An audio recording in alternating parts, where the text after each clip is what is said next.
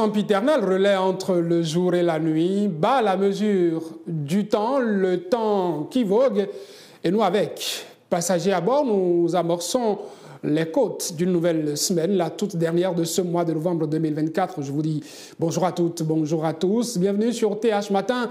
Ça se passe sur la télévision Hémicycle du Bénin, du lundi au vendredi à partir de 7h30 et en éclaireur sur ce numéro d'après dimanche de Christ roi pour les chrétiens, surtout catholiques. Un prêtre, l'abbé Amour Agoli Agbo, porte ici un emblématique chant du répertoire raillé qui voudrait qu'on puisse s'offrir à Dieu de l'univers, lui qui nous donne cette force d'être là, et puis qu'on fasse tout selon sa volonté, non pas à nous, Seigneur, non pas à nous, mais à ton nom, donne gloire, dira-t-on dans d'autres circonstances. Trêve d'évangile sur TH Matin de ce lundi 25 novembre 2024. Voici pour vous le coup de cœur musical que je vous propose.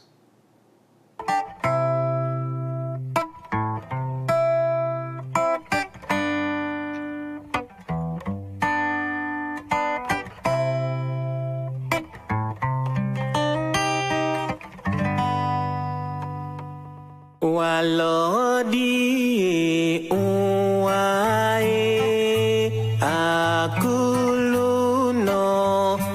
uwabona bolo jolo to wilebi unjolo do sento wile ni do do do siye siye dai me no mi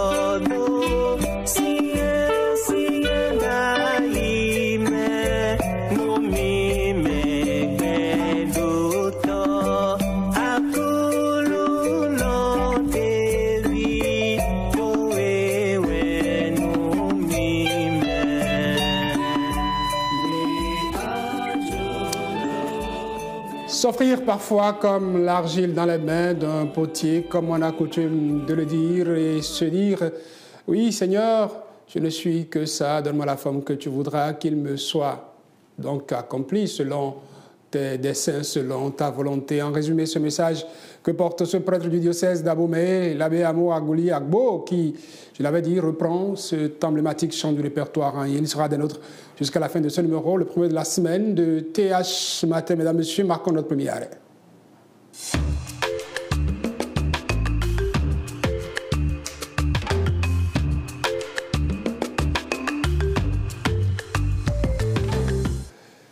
Évidemment, plusieurs titres à lire sur les unes des journaux parvenus à la rédaction des télévisions Hémicycle ce lundi 25 novembre 2024. Mesdames, Messieurs, nous allons vous proposer quelques-uns de ces journaux, surtout ceux-là qui relaient l'actualité parlementaire du Bénin. C'est avec le Coopérant que j'ouvre cette revue. C'est une des journaux. Le Coopérant qui revient sur la visite d'amitié et de travail au Maroc du président de l'Assemblée nationale, le président Louis Gbéron-Vlavonou, qui a séjourné au royaume chérifien pour toute une semaine de visite d'amitié et de travail. Donc, le Coopérant titre ce lundi « Temps fort et retombées de l'action diplomatique du président Vlavonou ». À la une d'un autre journal, Le Grand Matin, nous avons les échos du passage de celle qui est la ministre de l'Enseignement supérieur et de la Recherche scientifique, qui était à l'Assemblée nationale vendredi dernier devant les députés en commission pour défendre les prévisions budgétaires de son ministère. En manchette de Le Grand Matin ce matin, on peut lire « Projet de finances gestion 2025 », projet de loi de finances gestion 2025, la ministre ou le ministère de l'Enseignement supérieur envisage dépenser 93 milliards de francs CFA. Nous passons pour la une du journal Le Télégramme, qui fait écho d'autres ministres qui étaient à l'Assemblée nationale bien avant Léonore Ladécan Yahi. En manchette de Le Télégramme, session budgétaire à l'Assemblée nationale, 75,8 milliards au ministère de l'Intérieur et de la Sécurité, 37 milliards pour le ministère de la Justice. La criette passe de 1,3 milliard à 1,78 milliards. L'emblème du jour, à présent, que nous propose ce journal, écho du passage de la ministre de l'Enseignement supérieur et de la Recherche scientifique. On pourra lire, entre autres titres, à la une de ce journal, passage des ministres et présidents d'institutions devant la commission budgétaire, non communication budgétaire, passage des ministres et présidents d'institutions devant la commission budgétaire. Léonore Yahi Ladécan expose un projet de 93 milliards 713 951 531 francs CFA pour 2025. Un autre journal, Libération. Politique publique culturelle, un financement de près de 36 milliards de francs CFA pour le Bénin, nous propose Libération. À sa suite, Adjatia News parle aussi de secteur culturel.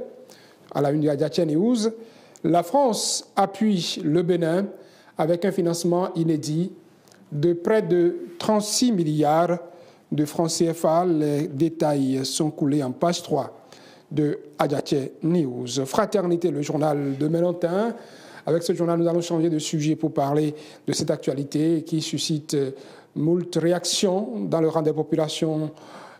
Une situation qui a débouché en quelque sorte malheureusement à la perte de vie d'un citoyen. À Parakou, recrudescence des bavures policières, Fraternité, titre « Le temps des interrogations », les deux communiqués de la police républicaine qui en disent long. Le potentiel à présent, le potentiel qui, à propos de cette actualité, informe que tragique décès du jeune Faisal Wourou à Parakou, 5 policiers arrêtés, ouverture d'une procédure judiciaire et disciplinaire. Le matinal, fouilles abusives de téléphones portables, les mises en garde de la hiérarchie policière, les victimes invitées à se manifester. Mais en manchette de ce journal, on pouvait dire à lire, assouplissement des mesures restrictives d'exportation de produits, la main tendue du Bénin au Niger. Nous revenons à la une du journal Libération, qui s'intéresse aussi à cette actualité, cette tension entre des populations et la police républicaine. fouille abusive des téléphones portables par la police. Soumaïla Yaya condamne et invite la victime à porter plainte. Et ça va être le dernier journal que je vous propose pour cette revue des titres. C'est une des journaux. Merci de votre attention. Habituellement, à mes côtés en studio, une autre journaliste, souvent, parce que c'est souvent des collègues femmes qui sont avec moi pour présenter le bulletin d'information. Aujourd'hui, appelé à d'autres fronts, mesdames, messieurs, je me ferai le plaisir de vous ouvrir les portes de la rédaction de Télévision Hémicycle davantage pour l'instant bulletin d'information.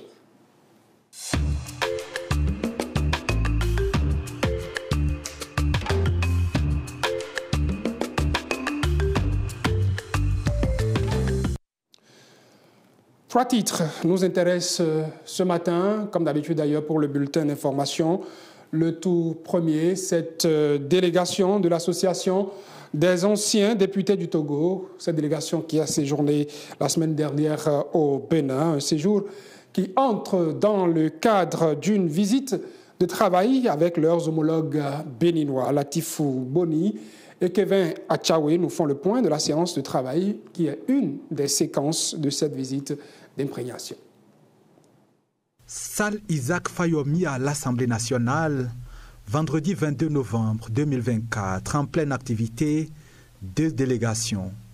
Les anciens élus du peuple togolais sont en visite chez leur père béninois. Soyez les bienvenus.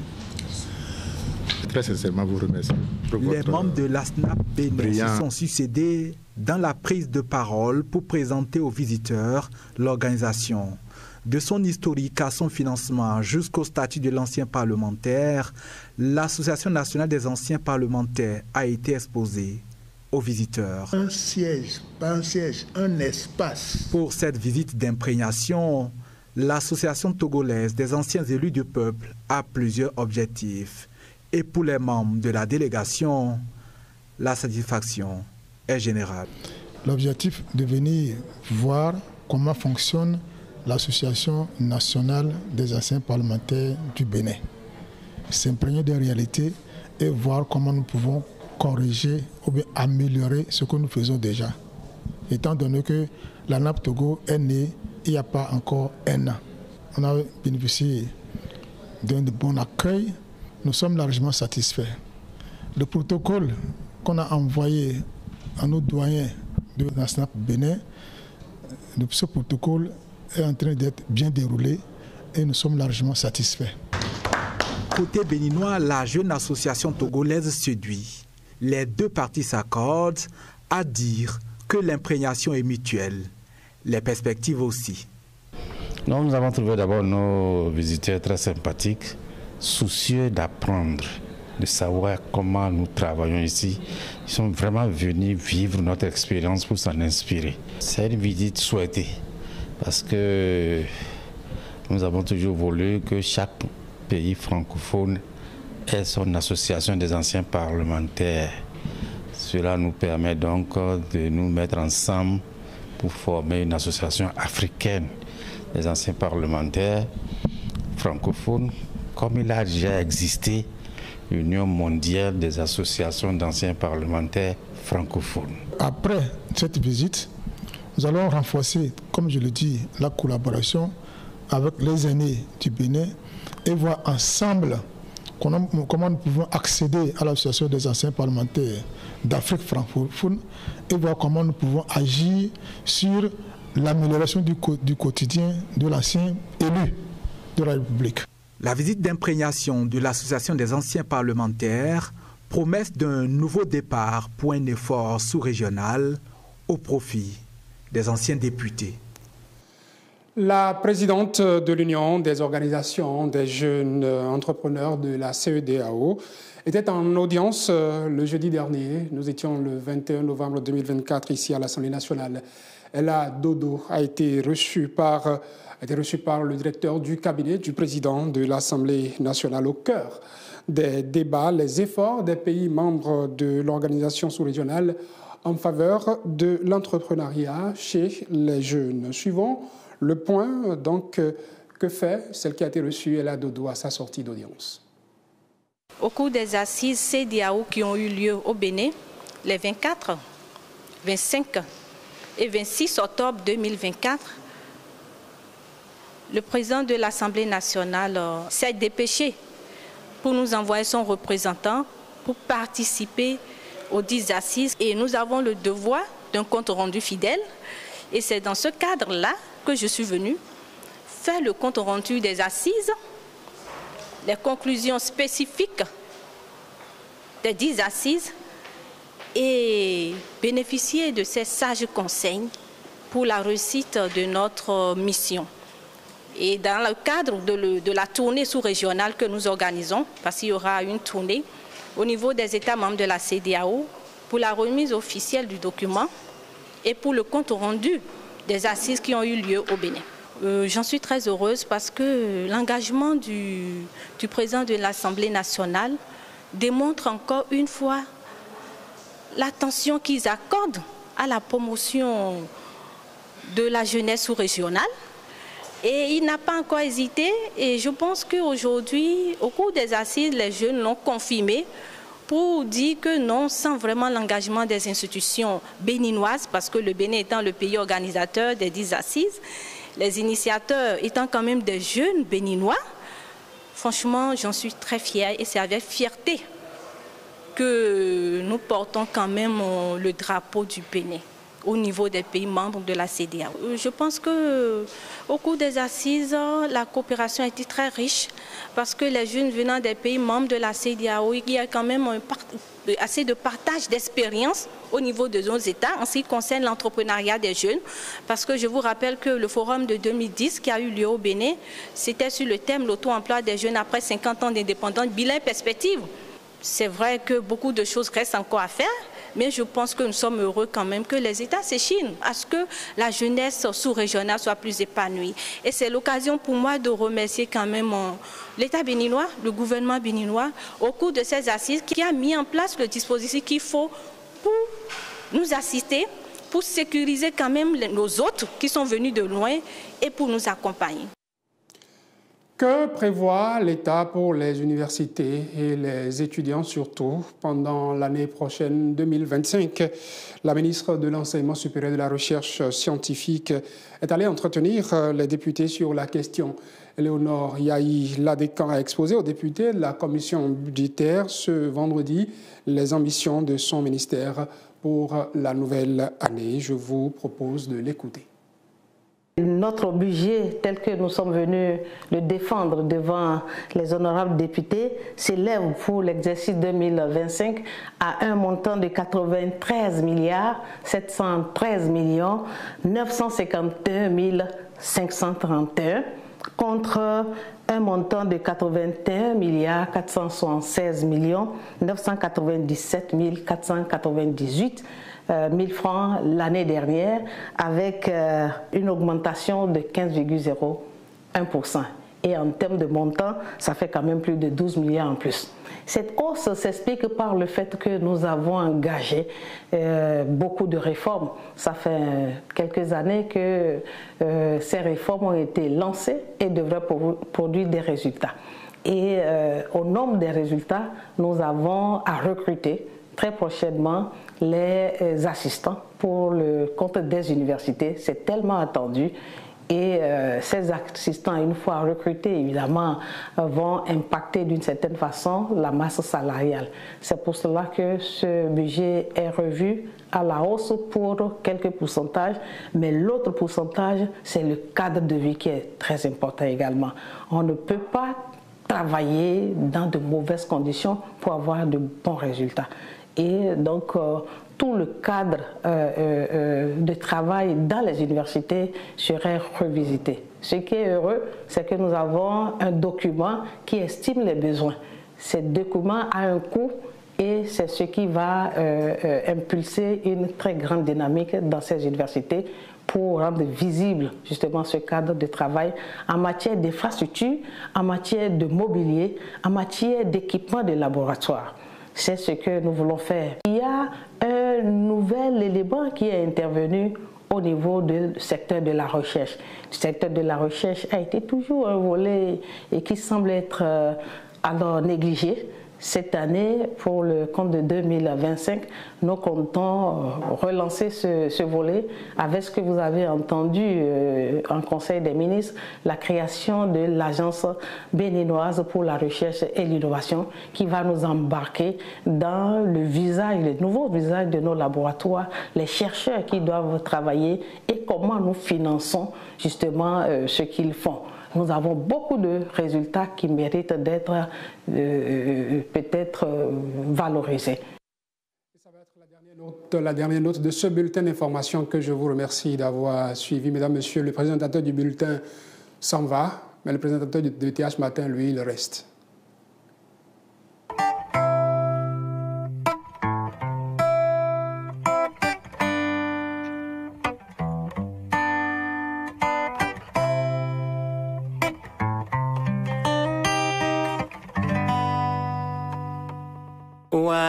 Walodi uwae akuluno uwabona bolo joloto wilebi unjolo dosento wile nido. Il est passé ici une fois, Diane.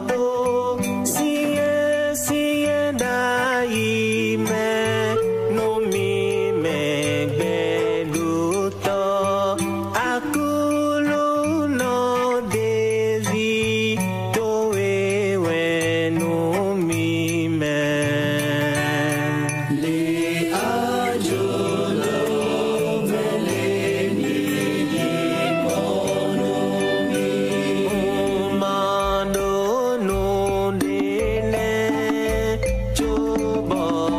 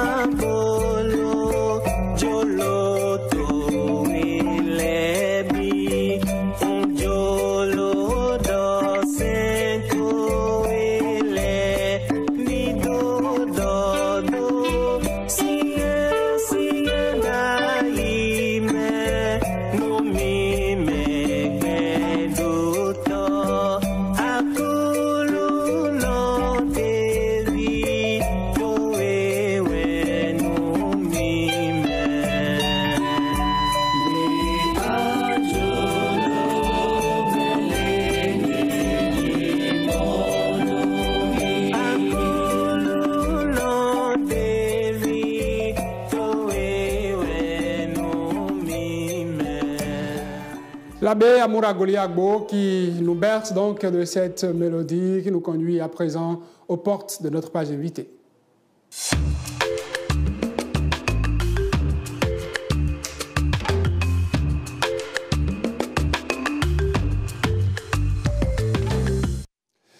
L'UNASEB, entendez, unité d'analyse, de contrôle et d'évaluation du budget de l'État, est une des directions techniques dont l'Assemblée nationale du Bénin s'est dotée pour mieux accomplir sa mission.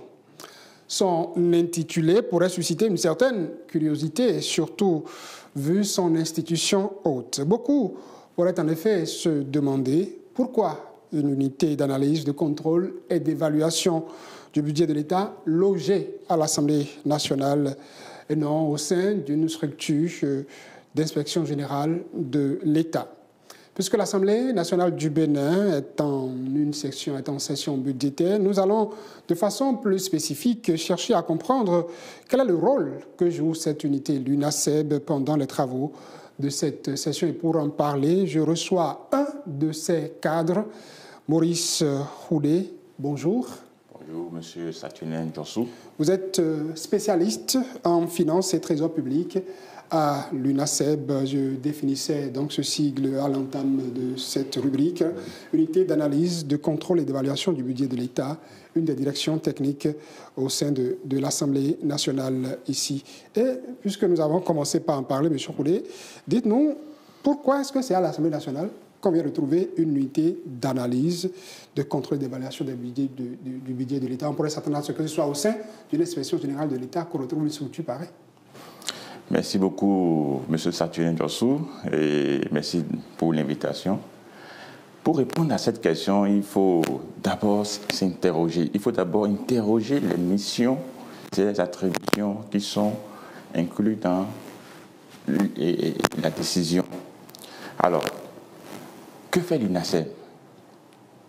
Qu'est-ce que l'UNASEB? L'UNASEB, ces missions sont, pour commencer à comprendre ce que fait l'UNASEB, nous devons d'abord faire un tour dans la décision. Décision 2019-88 du 30 novembre 2019 portant création et attribution et fonctionnement de l'UNASEB. Alors, ces missions relèvent d'abord essentiellement dans son article 3, 1. Renforcer les capacités techniques de l'Assemblée nationale en matière d'analyse, de contrôle et d'évaluation du budget de l'État. Et 2. Réduire le déficit de communication entre l'Assemblée nationale et les populations en matière de suivi du budget de l'État. C'est dans ce cadre que ces attributions sont d'assurer l'appui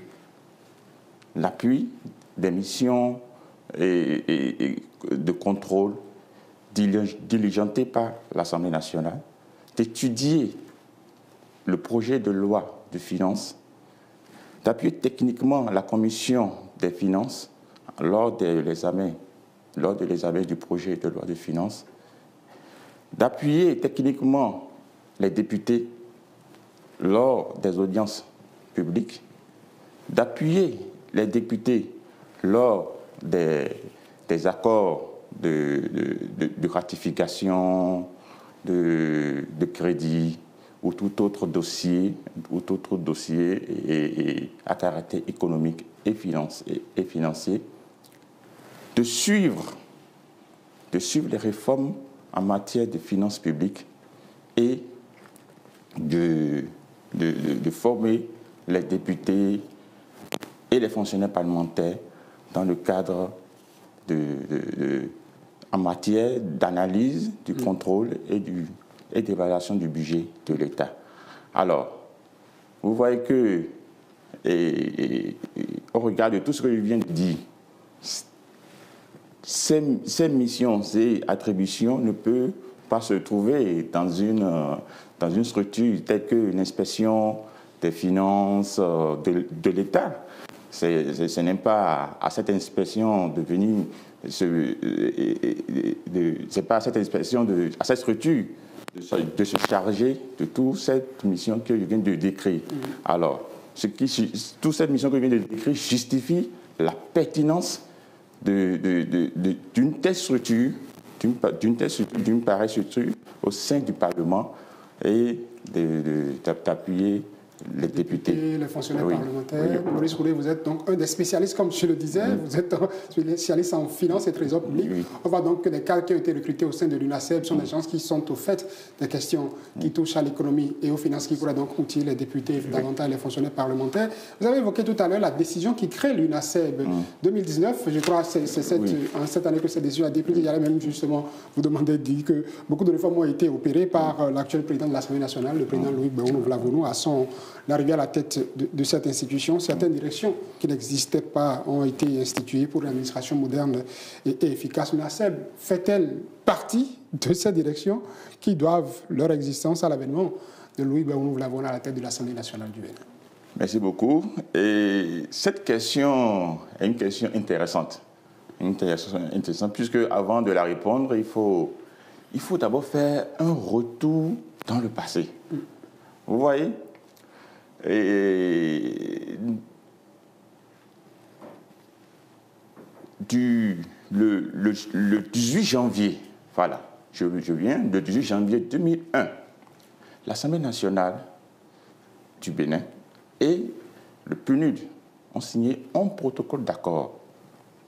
Alors, un protocole d'accord qui a marqué la création de l'UNASEB. Et ce protocole d'accord rentre dans le cadre global d'appui au renforcement des capacités des parlements. Alors, c'est ce qui a marqué la création, la naissance de l'UNASEB. On pourrait dire la première pierre posée. La première pierre posée, justement. Et une fois que cette pierre posée a été mise sur place, au fil des temps, l'UNASEB a fonctionné. L'UNASEB a fait son chemin, mais à un moment donné, l'idée fut abandonnée. Moi, je me rappelle quand j'ai pris fonction à l'Assemblée nationale et on appelait l'UNASEB Guantanamo. Guantanamo? Oui. Du nom de cette célèbre prison américaine a été fermée par la suite. Voilà. On appelait l'UNASEB Guantanamo. On disait, mais Guantanamo. Et nul ne voulait entendre parler de l'UNASEB. Nul ne voulait entendre parler de l'UNASEB. Elle fait si tant peur? Oui, puisqu'il n'y avait pratique. Parce que l'idée était là, l'accord était signé, tout était mis en place, mais la volonté politique de booster les choses n'y était pas. C'est à l'avènement de la 8e législature, sous le leadership, sous la clairvoyance et la vision nette du président Louis Béounou-Vlavonou, que l'UNASEB a commencé par retrouver ses couleurs. L'idée fut née en 2001, mais pour vrai dire, à travers cette décision de régularisation et décision 2019-88 du 30 novembre 2019, portant création, fonctionnement, organisation et fonctionnement de l'UNASEB, c'est de là que tout a été encore redéfini et l'UNASEB a commencé par fonctionner comme il se doit. Alors, si l'UNASEB aujourd'hui est vue un peu partout, c'est grâce à lui, c'est grâce au président Louis Béounou-Vlavonou qui nous a donné ce souffle d'énergie, ce souffle à l'UNASEB. Bon, il faut peut-être comprendre, parfois, on a peur de tout ce qui est contrôle, ce qui doit contrôler les finances. On se dit que, bon, attention, est-ce qu'on ne va pas m'épingler? C'est pourquoi peut-être vous évoquez Guantanamo. Maurice Roulé, dites-nous, comment est-ce que l'UNASEB procède au contrôle et à l'évaluation du budget de l'État. Et quelle est la finalité de ce contrôle? Bon, vous avez posé une question sous deux différents ordres. Et premièrement... Le comment et après la finalité. Voilà. Vous avez posé une question sur le contrôle, d'abord. Alors, la deuxième question est sur l'évaluation. Premièrement parlant, l'UNASEB appuie les députés en matière de contrôle de l'action gouvernementale. Ça, c'est un premier point. Et ce contrôle se fait en analysant d'abord la loi de règlement. Quand la loi de règlement est envoyée au Parlement, nous analysons la loi de règlement, ce qui est contenu dans le contenu de la loi de règlement, nous nous basons sur ça. Nous travaillons avec la commission des finances et des échanges, C2, et nous apportons nos touches à l'édifice. De deux, l'UNASEB appuie les députés à travers les recueils des programmes d'investissement public, qui est une forme de contrôle de l'action gouvernementale. Vous savez, quand le budget est voté, quand le projet de loi de finances je dirais quand la loi de finances est votée, il y a le volet programme d'investissement public qui est contenu dans ce projet, dans cette loi de finances. Et quand nous prenons ce regard, nous centralisons tout ce qui est programme d'investissement dans un recueil, ce qui permettrait aux députés de facilement se retrouver dans sa zone, ce que le gouvernement aurait programmé dans sa circonscription électorale, ce qu'il a pu faire, ce qu'il n'a pas pu faire, ainsi que le recueil sur les recommandations lors de l'examen du projet de loi de finances. Nous faisons aussi un recueil dans ce sens aussi pour orienter l'élu du peuple à revenir, à contrôler ces recommandations-là. Ensuite, je parlerai aussi des rapports trimestriels, des rapports d'exécution trimestrielle, ces rapports d'exécution trimestrielle qui sont envoyés par le ministère des Finances. Nous analysons Je crois que vous appelez ça souvent RAPEX. RAPEX, exactement. Nous analysons avec la commission des finances et des échanges. Nous travaillons énormément sur le RAPEX et nous faisons des documents à l'endroit du gouvernement que le gouvernement commence par travailler, le gouvernement commence par tenir compte de ces recommandations que nous formulons dans ces documents très, très souvent. Est-ce que cela fait partie de la branche évaluation? Bon, de la branche évaluation, c'est lorsque le projet de loi des finances est envoyé à l'Assemblée nationale, nous analysons ce projet de loi en nous retirant avec les cadres du Parlement et les experts à un atelier, et puis nous travaillons énormément sur le projet, nous décortiquons carrément le projet de loi de finances, et ce qui permet aux députés d'avoir un grand regard sur ce qui est sur le contenu du projet de loi de finances. L'UNASEB attire l'œil du député sur telle chose, sur ce qui a été évalué, et nous évaluons, et nous évaluons dans ce cadre le budget, le projet de loi de finances.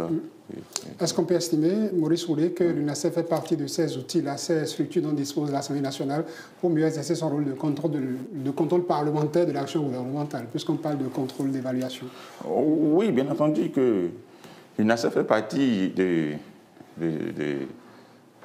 ces outils de contrôle budgétaire et de contrôle parlementaire, puisque, comme je viens de vous décrire, ces formes de contrôle que nous possédons à l'UNASEB, il y a l'analyse sur le contenu de la loi et de règlement, il y a l'analyse sur le projet de loi de règlement, il y a des missions de contrôle que nous appuyons les députés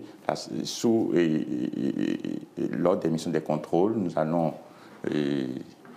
sur le terrain, toucher du doigt avec les députés ce qui est fait, ce qui n'est pas fait. Et de Dieu, je parlerai aussi du RAPES, qui est une forme de contrôle et que nous avons énormément outillé les députés dans ce cadre. Nous avons outillé d'abord les députés pour dire « Ah, chers honorables, voilà, il y a un document qui vient trimestriellement, qui voit la gestion qui oriente la gestion du gouvernement, et puis etc. » Et c'est dans ce cadre que nous analysons, nous venons en appui à la Commission des finances dans le cadre du RAPES. Et aussi, il y a les recueils des PIP, des recommandations. En quelque sorte, nous sommes une structure qui éclaire la natine des députés en matière sur les techniques en matière de contrôle budgétaire. Vous avez déjà cité tout à l'heure quand on parlait de comment est-ce que vous procédez à ce contrôle, à cette évaluation sur ce que vous faites de façon pratique. Est-ce que c'est la même chose qui est en cours actuellement pendant la session budgétaire que les députés sont en train d'animer? Oui, de façon pratique, c'est la même chose qui est en cours. Et actuellement, les députés actuellement sont en session budgétaire et puis nous autres, nos rôles sont de trois autres. Un,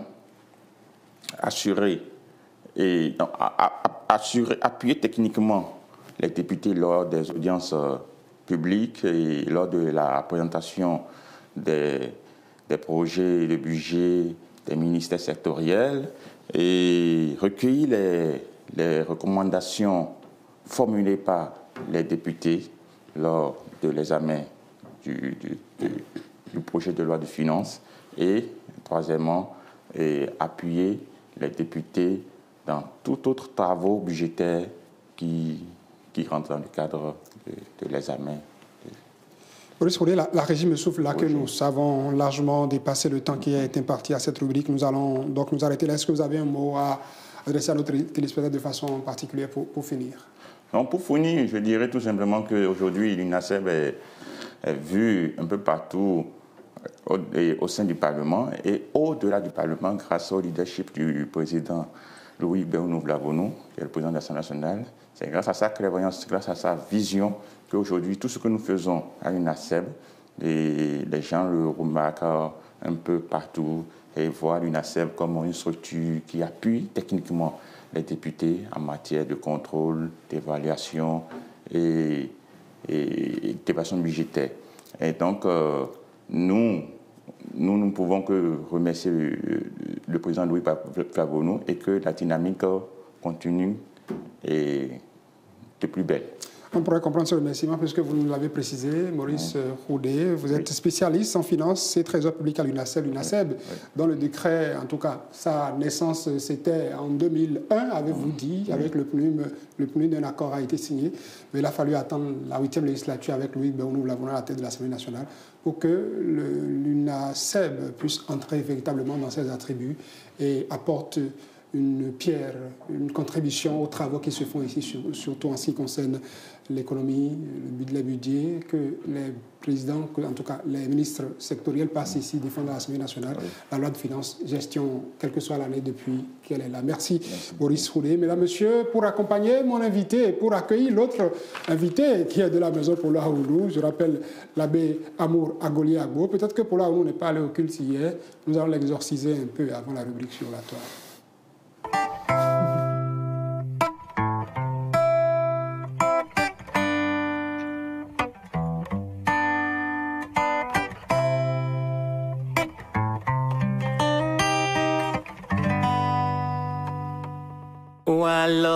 Walodi uwae akuluno uwabona bolo joloto wilebi unjolo do sento wile nido do siye daime no mi me gbedu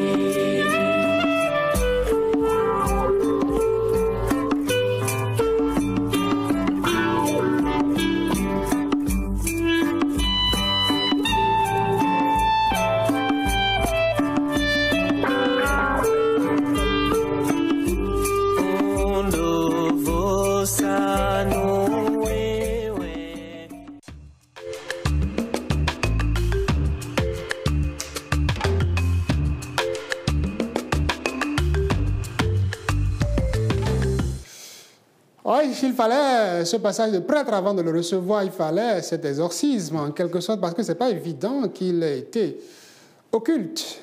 Ce week-end, dimanche de Christ Roi, Polo Aounou, vous préférez The Garden aux chapelles. The Garden, c'est la nuit. L'église, c'est le jour. L'église, c'est à tout moment. Oui, mais ce dont vous parlez, les dimanches, on va au culte en journée. Ah bon. D'ailleurs, si vous consultez ma page Facebook, le dimanche matin, j'ai même laissé un message demandant aux gens d'aller au culte. Ok. Vous êtes réveillé le dimanche matin à quelle heure après The Garden, le samedi soir? Il préfère sortir la nuit. Je m'attendais à ce procès. Quand ce matin, je me suis réveillé, j'ai vu 2 captures. J'ai dit, mon ami Saturne va m'embêter ce matin. Je vous ai eu simplement. Et ça n'a pas manqué. Je vous ai eu simplement. Vous étiez au culte et la messe était dite par Chado le japonais. Il m'a juste séduit. Ouais. Vous savez de quoi je parle. Ouais. Un Chinois qui chante en langue. Oui. Et qui reprend Sabor Daniel, ce fameux titre « Amonoude Oudou » que Polo avait repris ici dans ce studio. Vous comprenez alors. À d'autres occasions. Alors, c'est un plaisir de vous avoir chaque jour, Polo Aounou. C'est partagé. Et le premier sujet que vous nous proposez est cette sortie de la police républicaine qui est venue, surtout avec le directeur général de la police républicaine, pour mettre de l'ordre sur certains comportements d'agents de police républicaine qui entachent l'honorabilité de cette corporation. Oui, moi, je salue d'ailleurs cette décision du DGPR, et c'est la preuve de ce qu'il travaille à assainir cette noble corporation qu'est la police républicaine. Cette institution qui travaille jour et nuit pour assurer notre sécurité.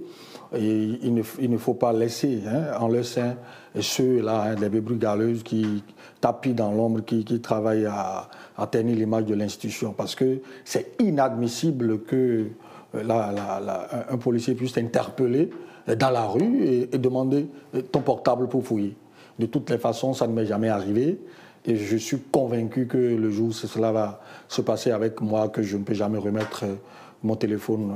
Espérons que ça se passe bien, parce qu'il y a des agents qui abusent de ce pactage de l'État qu'on leur donne et qui agressent, comme ça a été le cas à Parakou. On attend que les enquêtes en cours puissent aboutir pour situer les responsabilités. Et donc, c'est sur la page de la police républicaine que l'information, le communiqué a été posté. Et nous allons lire le contenu. Condamnation de la fouille abusive des téléphones des citoyens par des agents indélicats. Communiqué. Le directeur général de la police républicaine souhaite attirer l'attention du public sur une pratique inacceptable observée au sein de certaines unités de police. En effet, il a été constaté que des fonctionnaires de police, dans le cadre de leurs missions quotidiennes telles que la patrouille, la visite des secteurs et la sécurisation des corridors, procèdent à la fouille des téléphones portables des citoyens sans justification légale. Cette atteinte à la vie privée est non seulement contraire aux droits fondamentaux des citoyens, mais elle est également répréhensible au regard de la législation en vigueur. Le directeur général rappelle que toute fouille de téléphone doit s'inscrire dans le cadre d'une enquête judiciaire, les téléphones contenant des données personnelles sensibles. Il condamne fermement ces abus et invite chaque citoyen à ne pas se soumettre à de telles pratiques arbitraires qui nuisent à l'image de l'institution policière et ouvrent la porte à des comportements de chantage et de rançonnement. Les victimes de ces abus sont donc encouragées à se manifester.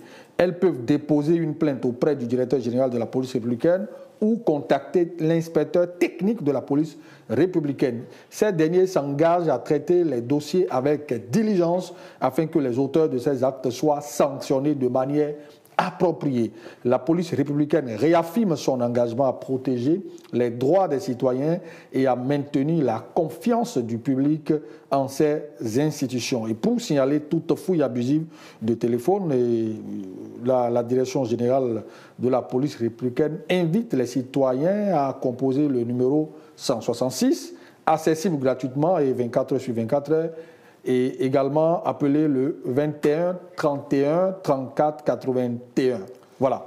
Et bonjour les commentaires pour là où nous, Florent Pagny, je ne sais pas si c'est l'artiste qui déjà commence à faire le débat. C'est certainement un internaute qui s'est attribué ce nom. Mais malgré qu'un communiqué du genre était déjà passé en 2020 ou 2021, si j'ai bonne mémoire, les policiers ont continué et même la justice a condamné des milliers de jeunes dont les cas sont issus de ces fouilles abusives et qui croupissent dans les prisons. Que les juges cherchent à savoir désormais dans quelles conditions les gens sont arrêtés et non se contenter seulement de condamner les citoyens et ont des droits et devoirs, qui ont des droits et devoirs, et de la même manière la nation aussi envers nous citoyens. Nous ne sommes pas dans un pays en guerre, mais même si tu sors en étant en règle, tu n'as pas l'esprit tranquille, car eux qui sont censés nous protéger se révèlent être maintenant nos sources d'inquiétude au quotidien. Ça, c'est le commentaire du nommé François Pagny. Vicky Zossou qui met: moi je conseille plutôt aux victimes de se constituer en association et s'approcher d'un avocat pour une plainte collective que de se rendre près de la hiérarchie policière. Au Kochika Richmond qui met: notre police est dans un dynamisme intéressant. Protéger les droits des citoyens et maintenir la confiance du public est vraiment honoré. Merci pour cette excellente vision. Et Roujdan Koukoui qui met: on vous aime et on ne vous lâchera pas car vous faites partie du corps du peuple. Mais il y en a parmi vous qui veulent mettre le peuple en défiance vis-à-vis de l'institution que vous représentez. Rappelez à l'ordre. Ça grogne déjà dans le bas peuple. Vous êtes là pour nous et ensemble, nous allons assurer la sécurité. Enfin, Kosoko Fils qui met: les gilets sur les TI cachent le nom et le galon des agents. Trouvez une nouvelle forme de gilet ou supprimez carrément le port de gilet sur les TI. Et le second sujet, nous sommes à la Crayette où un chef d'arrondissement a été jugé pour des faits de cybercriminalité. Ce n'est pas aisé de parler de ces cas. Un chef d'arrondissement, une autorité qui se retrouve dans les mailles de la police pour qu'elle fasse de cybercriminalité. Il est vrai qu'il n'est pas encore condamné, mais j'estime que ce n'est pas agréable. Ce n'est pas bien, surtout qu'on parle des faits qui datent de 2019, selon les propos de ces chefs d'arrondissement. Il va falloir donc que les partis politiques, avant de positionner, d'accord, les militants sur les listes fassent ce qu'on appelle enquête de moralité. Parce que, vous comprenez, si au finish ce CA est condamné, vous comprenez que cela va déteindre sur l'image du parti politique dont il est membre. Nous irons sur la page de la Nouvelle Tribune qui met: cybercriminalité au Bénin, la Criette juge un chef d'arrondissement. Le 19 novembre 2024, un chef d'arrondissement de Zoukou et son collaborateur ont comparu devant la Cour de répression des infractions économiques et du terrorisme Criette à Cotonou, accusés de cybercriminalité, notamment d'escroquerie en ligne. Les deux hommes incarcérés depuis juillet 2024 sont poursuivis après la découverte de données compromettantes sur un téléphone du chef d'arrondissement, a rapporté le site d'information Libre Express. Selon l'accusation, après une plainte anonyme déposée au parquet spécial de la Criette, des policiers du Centre national d'investigation numérique CNIN ont perquisitionné la maison du CA et retrouvé des informations indiquant que celui-ci s'était fait passer pour un notaire afin de commettre des arnaques sur Internet. Les données retrouvées datent cependant de 2019 sans qu'aucune activité récente de cybercriminalité n'ait été constatée. Le prévenu a expliqué que le téléphone lui avait été vendu en 2020 par un vendeur sénégalais et qu'il ne l'avait plus utilisé depuis un certain temps. Il a également précisé qu'il n'était pas au courant des données cybercriminelles présentes dans le téléphone. Le collaborateur du chef d'arrondissement, également impliqué dans l'affaire, a rejeté les accusations à son encontre. Selon l'accusation, il se serait fait passer pour une femme malade en ligne, prétendant vouloir faire un don de plusieurs millions d'euros.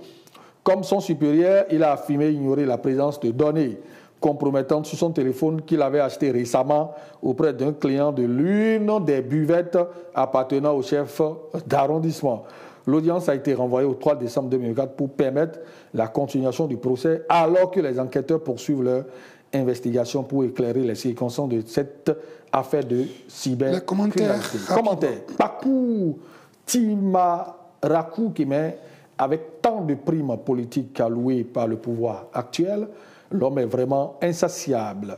Kourous Aminou qui dit l'argent, l'argent. Il écrit 3 fois, il dit et encore l'argent que nous laisserons tôt ou tard ne devrait pas ternir notre image. Adetayo Ulrich Eloi Monteiro qui met quant à lui une accusation pareille ne mérite pas un plaignant dans l'anonymat. La criette doit prendre des dispositions utiles pour éviter les règlements de compte. Adjagba Yemalin Paulus qui met, c'est vrai en plus au moment où l'identité de redoutables criminels nous ont cachés. Médium voyant spirituel qui met, je suis voyant et j'offre la consultation gratuite à toutes les personnes qui vont m'envoyer leur nom et prénom, plus leur date de naissance et la photo de leur paume de main gauche. Vous allez vous étonner certainement pourquoi le choix de ce commentaire.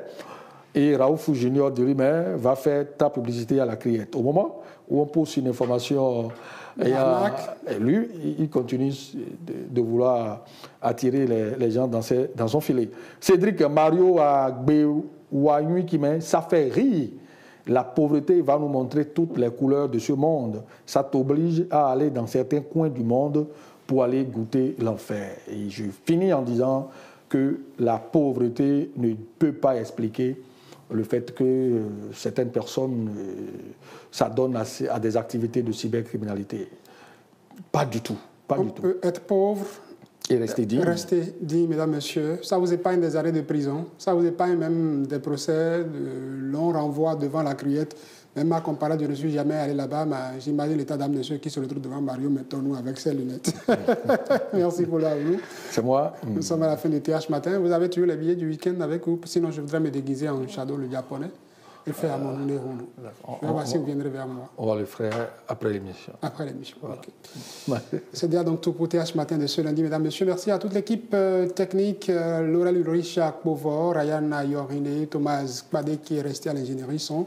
Charlie Tomavo qui est à la diffusion, Mayas qui a appuyé tout ceci, Kevin, Ben Achawe qui peut-être est de l'autre côté. Merci également à toute la rédaction et télévision Hémicycle pour avoir donc préparé tout ce plateau. Nous allons nous retrouver demain, Dieu le voudra. D'ici là, portez-vous bien, passez une excellente journée.